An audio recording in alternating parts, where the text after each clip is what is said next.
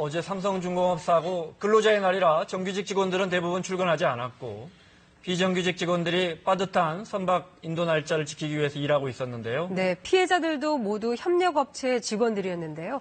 어제 사고의 문제점 하나하나 짚어보도록 하겠습니다. 강신업 변호사 나오셨습니다. 네, 안녕하십니까.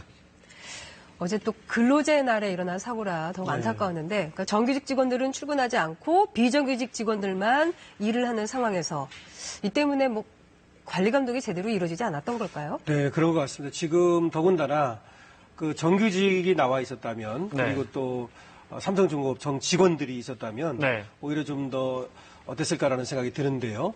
이 협력업체 직원들 아닙니까? 그리고 이제 비정규직 직원들이 사실 삼성중공업 직원들이 쉬는 그 시간에 이제 일을 하다가 대형 사고가 터진 거죠. 사실 31명인데요.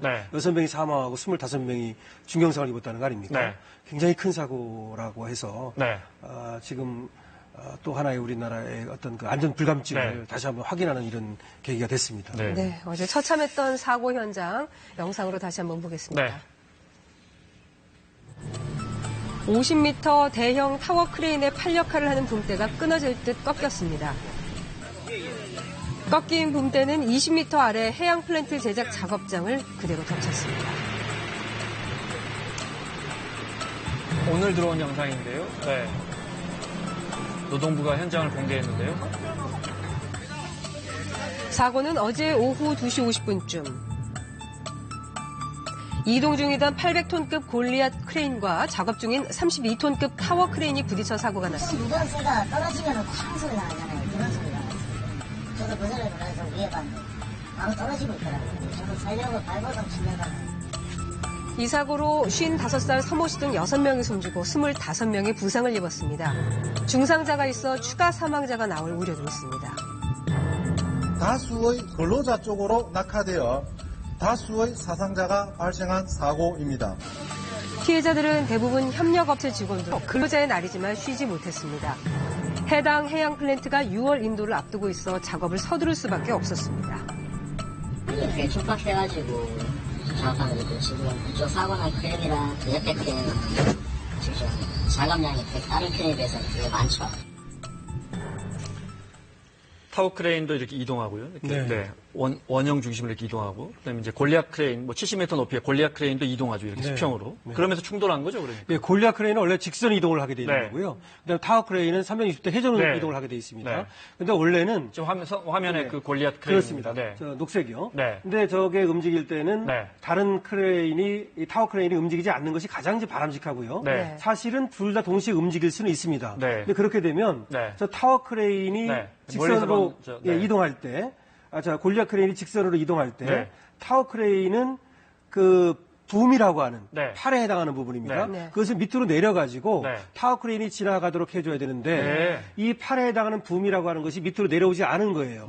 그 상태에서 타워 크레인이 지나가다가 부딪혀가지고 그 골리앗 크레인이 지나가다 부딪혀가지고 그 타워 크레인의 팔에 해당하는 붐이라고 하는 부분이 떨어져 내리면서 그것이 이제 인부들을 덮친 것이죠. 어제 이제 사고 직후에 거제 소방서가 공개한 현장 화면, 지금 말씀하신 저게 타워 크레인입니다. 그 일부가 떨어져 내린 것이죠. 완전히 높고.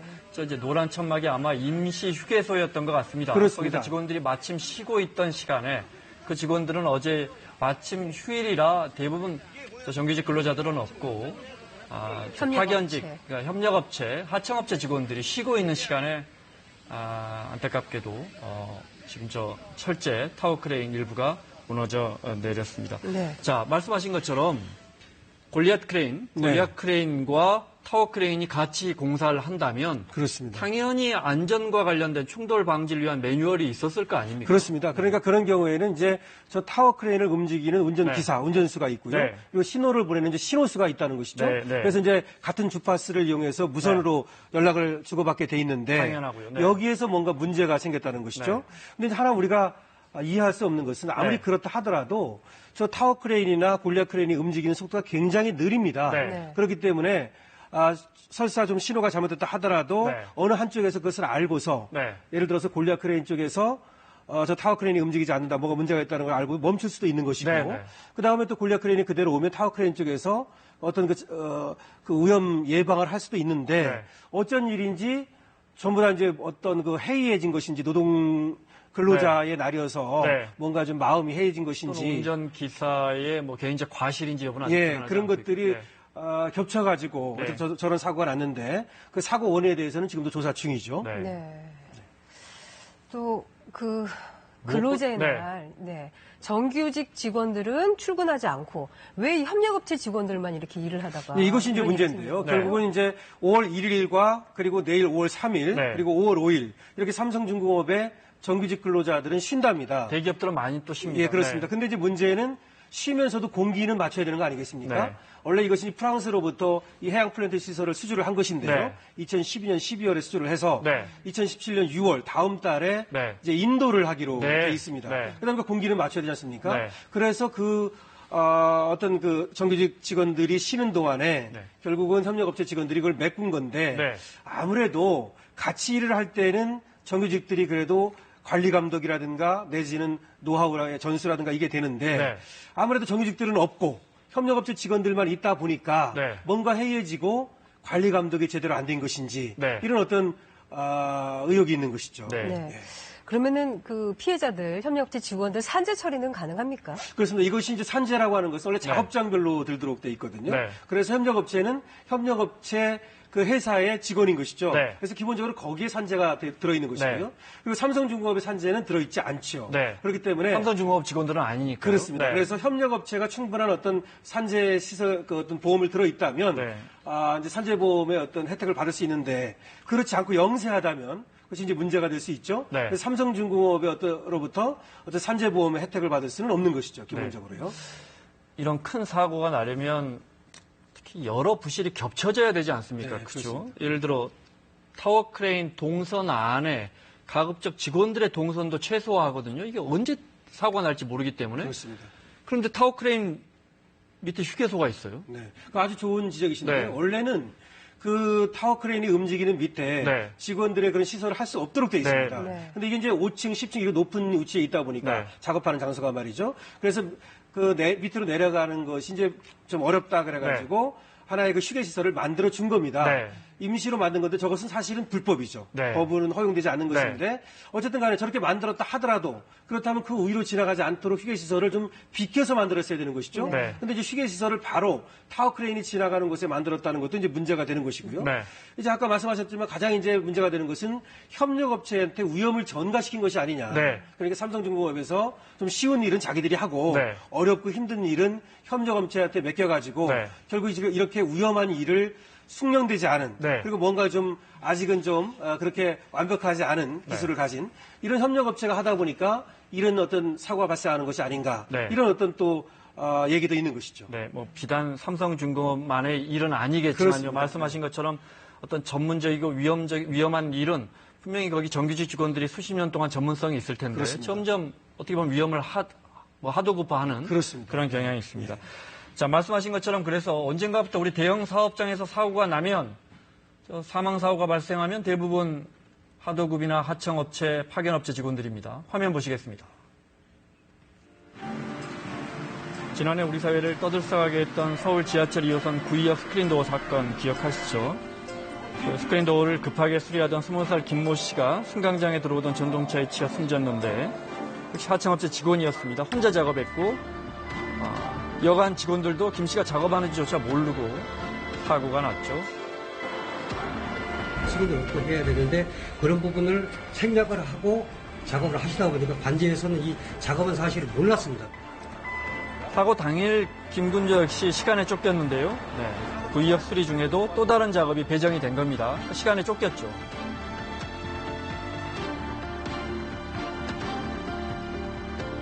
저는 2호선 담당이니까 저 을지로 419로 간다고 이렇게 통화하고 작업 시작하고 이제 사고가 당한 거예요. 여기 지난해 6월 경기도 남양주시 지하철 공사 현장입니다. 작업장에서 폭발 사고가 났죠. 인근 교회에 설치된 CCTV 화면에 이게 흔들릴 정도로 50m 떨어진 상가 유리창이 깨질 정도로 큰 폭발 사고였는데요. 근로자들이 지하 작업장으로 가스통과 연결된 관을 끌고 들어갔고 거기 현장에 가스가 남아있는 상태에서 불을 붙이면서 폭발한 겁니다. 어쨌든 중요한 건 작업 시작하기 전에 다 체킹을 해야 되거든요. 체킹을 안 했을 가능성이 있다. 이 사고로 4명이 숨지고 10명이 다쳤는데요. 모두 하청 근로자였습니다. 다음 사례 볼까요?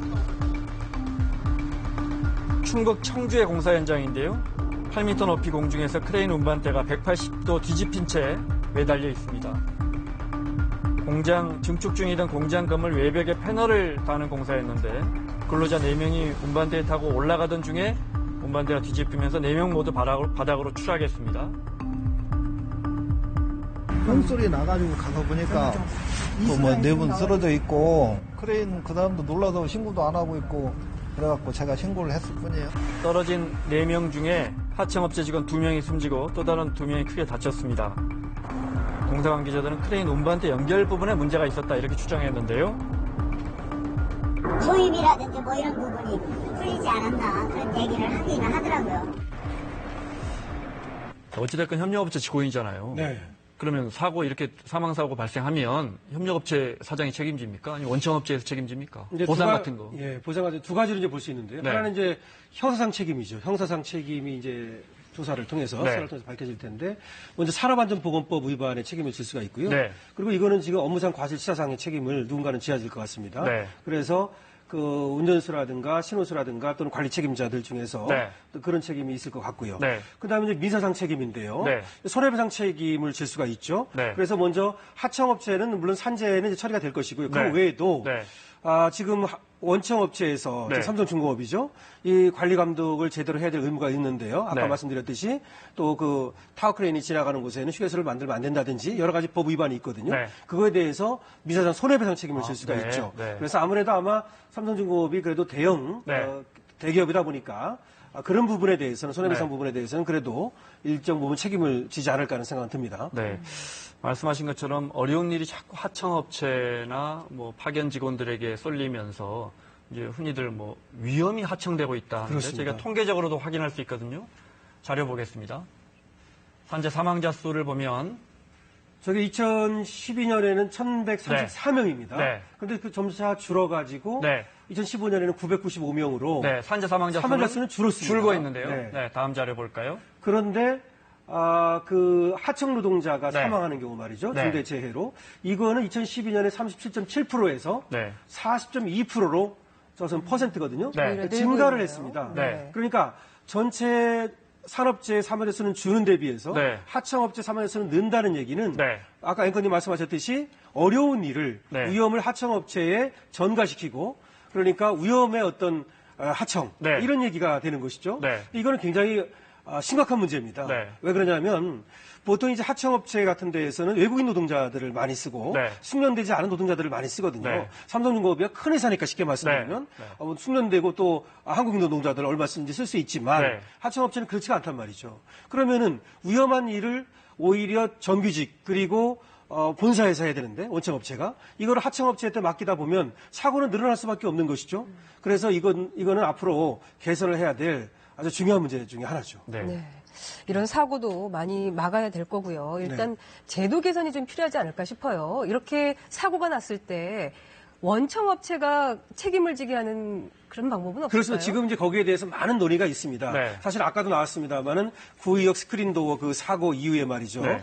그 산업재해 예방 책임을 누구한테 지우느냐. 그거를 그전에는 협력업체가 졌어요. 네. 그러니까 협력업체 직원이니까 네. 그 직원에 대해서는 당신들이 예방해라. 네. 산업재해를 이렇게 됐는데 원청업체에도 산업재해 예방 책임을 다 지우도록 네. 이렇게 이제 개정안이 나와 있어요. 네. 그리고 아까 얘기한 것처럼 그 산업재해 어떤 보험 이것도 하청업체가 사실은 그런 능력이 안 되는 네. 그런 하청업체가 있단 말이죠. 그렇다고 해서 그거를 또 원청업체에서 다 보험을 들어줄 수는 없는 거니까 그럼 입찰 자격을 심사를 하자. 네. 그래서 하청업체를 아무나 하청을 받을 수 있는 게 아니라 상당한 자격을 갖춘 그리고 산재보험에 들어있는 그런 데만을 하청을 주자. 네. 이런 어떤 이제 얘기가 계속 있죠. 네. 그러니까 앞으로 이제 관련 법을 정비하고 또 관련 법제라든지 시행령이라든지 이걸 바꾼다든지 이렇게 할 필요가 계속 있습니다. 네. 산업 현장에서 우리 하청 근로자들이 좀 더 안전하게 일할 수 있게 하기 위해서 어떤 대안들이 좀 있어야 될까요? 일단은 원청업체의 의식 구조가 바뀌어야 되는 것이죠. 금방 말씀드렸듯이 어려운 것은 하청업체한테 맡기고 네. 또 돈이 얼마 적지 않습니까? 네. 다시 말해서 원청업체가 하는 비용도 것보다는 적게 들죠. 비용을 네. 그러니까 비용 절감 차원에서 자꾸 이렇게 떠맡기고 네. 나무를 한단 말이죠. 네. 근데 그렇게 하면 안 되고 산업재 예방이라든지 산업재해에 대한 책임이라든지 이 모든 것을 사실은 원청업체에서 관리 감독하고 예를 들어서 하청업체한테 하청은 준다 하더라도 원청업체에서 관리 감독을 할 수 있거든요. 네. 전문가를 내보내서 말이죠. 어제 같은 경우에도 하청업체끼리만 일을 하지 않고 만약에 삼성중공업에서 이 원청업체에서 전문적인 기술자들을 좀 내보내서 네. 감독을 했더라면 저런 사고는 막을 수 있지 않았을까 이런 아쉬움이 있죠. 네. 네. 알겠습니다. 강신업 변호사와 함께 어제 발생한 삼성중공업, 거제 삼성중공업 크레인 충돌 사고 자세히 살펴봤습니다. 고맙습니다. 네, 고맙습니다.